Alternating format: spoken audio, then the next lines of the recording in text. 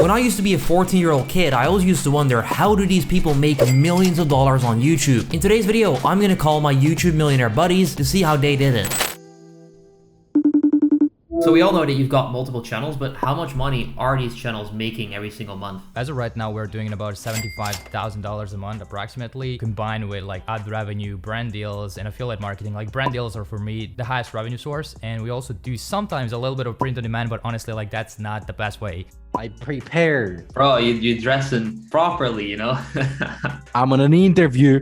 Not the same number each and every single month, but as of right now, I'm making just shy of $50,000 in profit. AdSense and brand deals are the highest paying, and we make just shy of 50. They're making anywhere between 30 and 50,000 per month, and that kind of depends upon what month it is, how hard we're promoting on those different channels and all that. So I don't want really to share the exact numbers, but it's 6 figures. How much of a difference did you start seeing once you started adding these additional income sources compared to just having AdSense? Honestly, it makes a whole lot difference. First month we made $5,000 or $10,000 from brand deals. And since then, we've never made less than $10,000 from brand deals in a single month. I would honestly just focus on affiliate marketing and brand deals because that can even make you money, even as a small creator. Like you don't need a lot of views and subscribers to make decent amount of money with brand deals and affiliate marketing. When it comes to monetizing, you can monetize in many different ways. And one of the things that I love selling the most is coaching and information. So actually one of the biggest mistake that I see new YouTubers make is that they rely on ad revenue. One of the big reasons this is horrible is that when I started YouTube, I started in the travel niche, like things to do in Bangkok, top 10 things to do in New York for free and stuff like that. One of my first earliest viral videos, I was working as a pizza delivery boy and I was doing this as a side hustle. One of my YouTube videos went completely viral and it got 200,000 views. And do you know how much I made off of those 200,000 views? $67. That's less than 1 day working as a pizza delivery boy.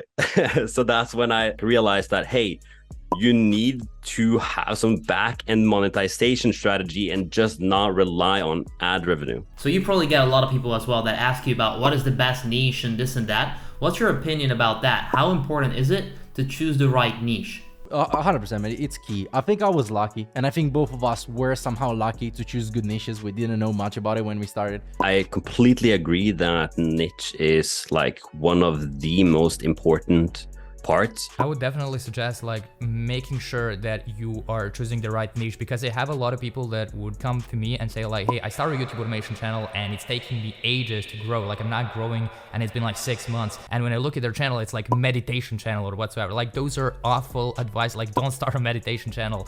Don't do that. As Warren Buffett says, man, it's not important how hard you row, but what boat you're in, right? If you're not in an opportunity that can make you $1,000 a month, it's not worth pursuing, even if you're the best one. And when it comes to finding the best niche, I think it does not exist like a stereotype for everybody. This is the best opportunity. Looking back at what I've done and how I've been able to make money with this is just identifying opportunities where you can apply leverage, where you know more than everybody else. All my channels that made me big money, I was applying this. So what I would do is, first of all, make sure that I'm choosing the right niche from the start, something that people are actually interested in and something that is good in terms of monetary value, and it's also good in terms of getting views and growing quickly. If the video topic is something that is not producing results, people are not interested in that, it's not going to get views, it's not going to make you money. I would not go in a niche where you want to make history documentaries or business documentaries, because those videos are going to cost hundreds to produce. So every time you test the video, you lose hundreds, right? Instead, if you can go in a niche, and this is what I've done, I was in a niche where my cost to produce was like 25 bucks. So every time I was testing, I was okay failing because I had 30 more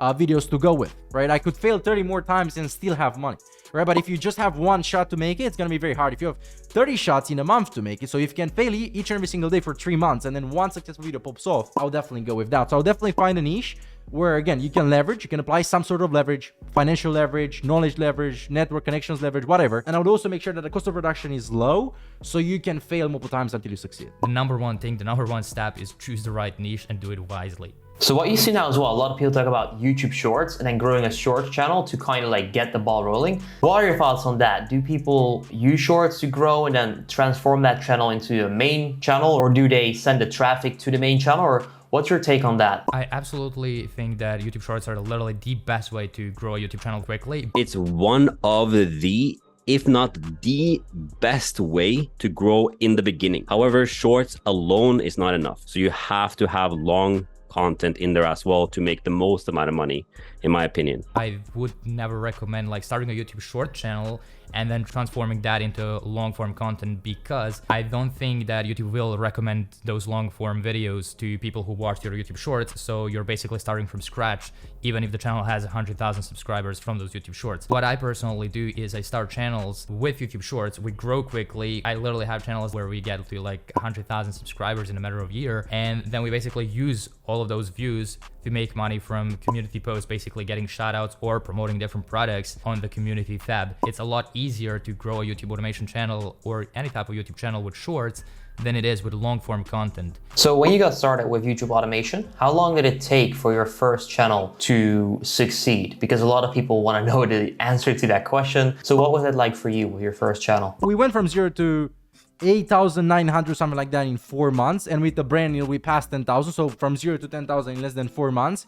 But I think it was 3 months where we started making money. We went from $300, which was nothing crazy because the cost of production was higher, to 3,000 in a month. So 3 to 4 months it was when I started making money. I've struggled a lot. My first maybe 3-4 channels didn't get any views.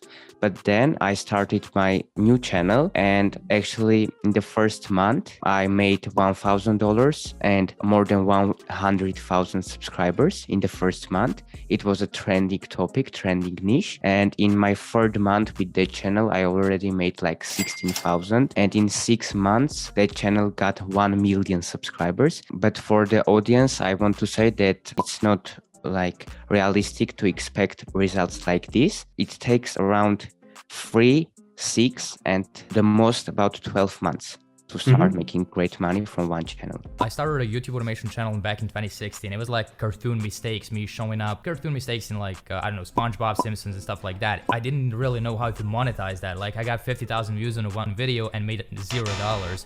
So I was getting like some success in terms of views, but it took me months to figure out how to actually make money. For me, it probably took approximately 5 to 6 months to just, get the ball rolling and actually start making money off of that channel. We have a timeline of 12 to 24 months where hopefully you get that quit your job income.